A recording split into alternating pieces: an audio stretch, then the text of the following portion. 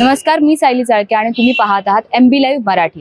मित्रांनो, आज Navghar police station मध्ये मीरा रोड मध्ये राहणाऱ्या अवैधरित्या राहणाऱ्या बांगलादेशी लोकांना अटक करण्यात आलेली आहे। याच्यावर DCP प्रकाश गायकवाड यांनी देखील नागरिकांना जागरूक राहण्यासाठी, सतर्क राहण्यासाठी काही गोष्टी सांगितल्या आहेत। ते काय म्हणाले ते आपण आधी ऐकूया। मीरा भाईंदरच्या सर्व नागरिकांना माझं आव्हान आहे, पोलीस विभागातर्फे आव्हान आहे की आपण कुठलाही व्यक्ती कामाला ठेवताना त्याची शहानिशा करून घ्या।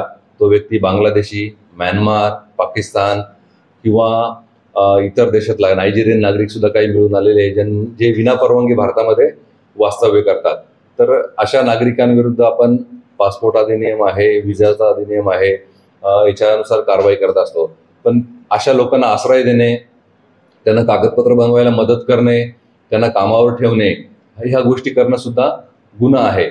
त्याचप्रमाणे अशा व्यक्तींना घर भाड्याने देणे आणि त्याची इन्फॉर्मेशन पोलिसांना न देणे हा सुद्धा गुन्हा आहे। तरी माझं सर्व नागरिकांना आव्हान आहे, आपण कोणी भाडेकरू ठेवत असाल तर त्याची माहिती पोलीस स्टेशनला देणं बंधनकारक आहे आणि खास करून विदेशी नागरिक असेल तर त्याच्याबाबत तात्काळ पोलीस स्टेशनला माहिती देणं गरजेचं आहे।